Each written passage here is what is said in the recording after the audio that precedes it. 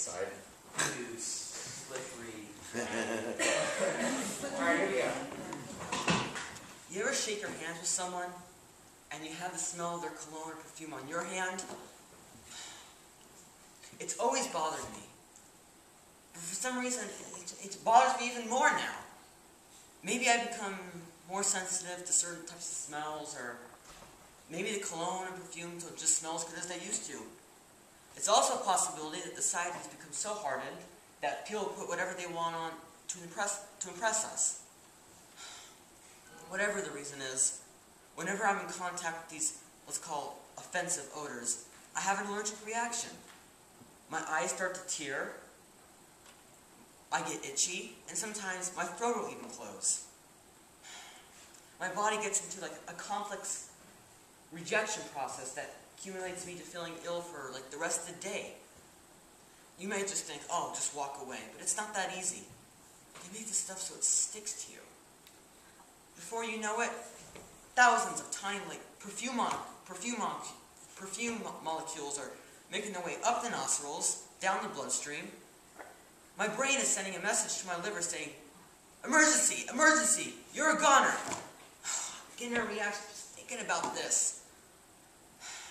Thankfully, people who are allergic to, let's say, pollen and smog and flowers, that's a seasonal annoyance. But I saw once on TV that the 11 million Americans who suffer from allergies per year, that an allergic reaction can be life-threatening.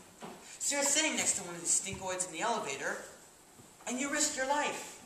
You have got to be very careful about what kind of smells you encounter. That means not sitting next to anyone who has pomade in their hair at the movie theater, not going near cosmetic departments at the mall, especially staying away from old people. I don't know why, but they always put it on. So you're walking next to one of these people in your street, after taking all these precautions, and you risk your life again.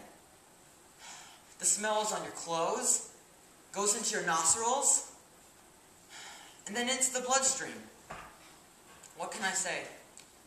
Life is a rat-full maze of dangers.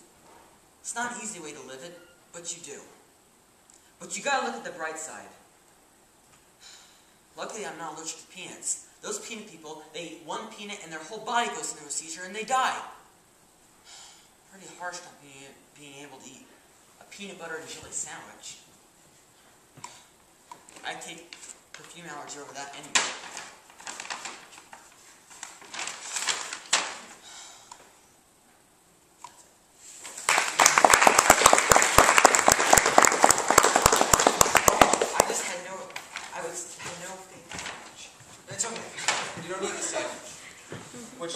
Let me ask you a question. I wanted to ask the class.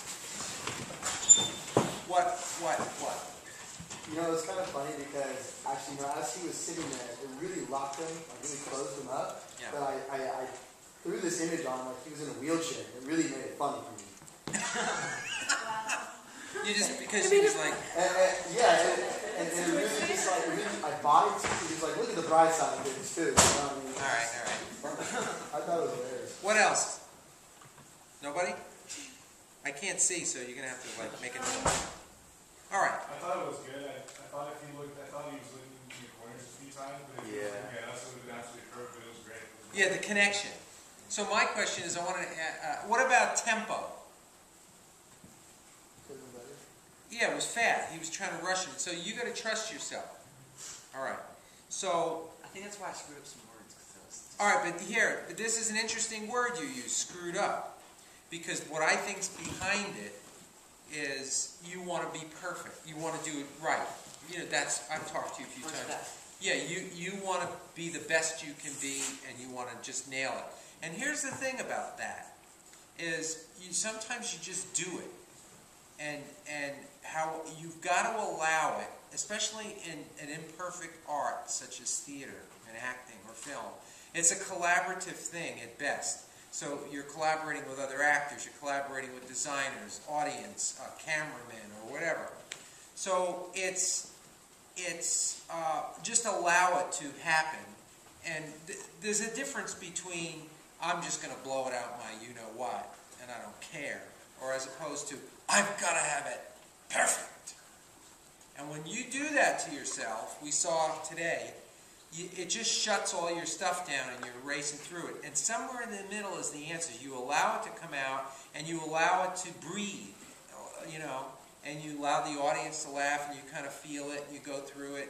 And that's a better way to go. You had this idea. It's funny you used the idea of a box because you had this idea and then you were trying to nail it in the box. And my feeling is just open it up and relax. Yeah, like what you said with the like when I used the table, I think that's probably why you pictured me in a box, kind of. Like what I think someone said like 2 weeks ago, when you have something to hold, like I think she brought, someone brought like a baseball bat or something. Yeah, somebody did. Yeah, I kind of agree because when you have something to kind of lean on or hold, I think I function and kind of work. All right, but we've got to get beyond that. Because sometimes you're going to have a character, you know, you're going to say, Sire, the army, you know, is coming. You're not going to have anything to hold. And sometimes, especially when you sing, you know, which we're going to do in this class, sometimes you just have to sing. Some of us are tone deaf. Yeah, sometimes you just have to sing. You know, there's nothing to do. You just sing. Do you ever see, let me see what pops into my, Les Miserables. Did any of you guys ever see that? Yeah. Jean Valjean. You ever see the way the guy, what is it, Rutherford sings it? I am not singing it.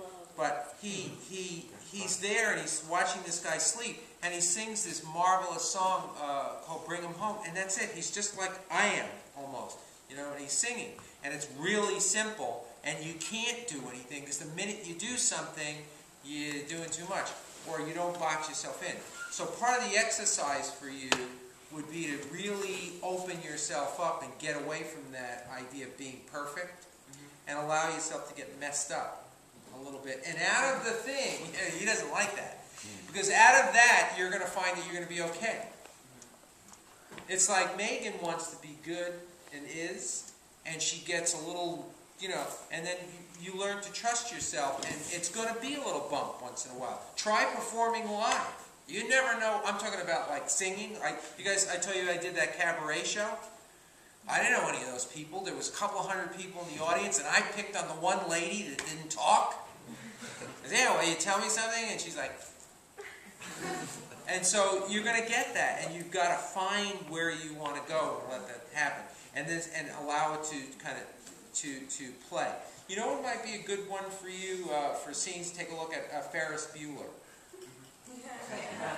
Yeah. Because he's kind of like, you know, you're kind of like Ferris Bueller too.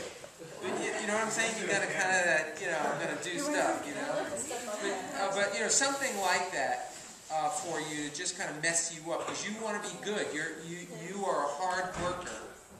And you want to do the right thing, and you want to do a good job, and you're honorable, and you do everything you're supposed to do. And on the other side of that, I want to allow you to explore. You know, let that come to you. All right. Okay. Yes, I have a question. I feel like people use props to.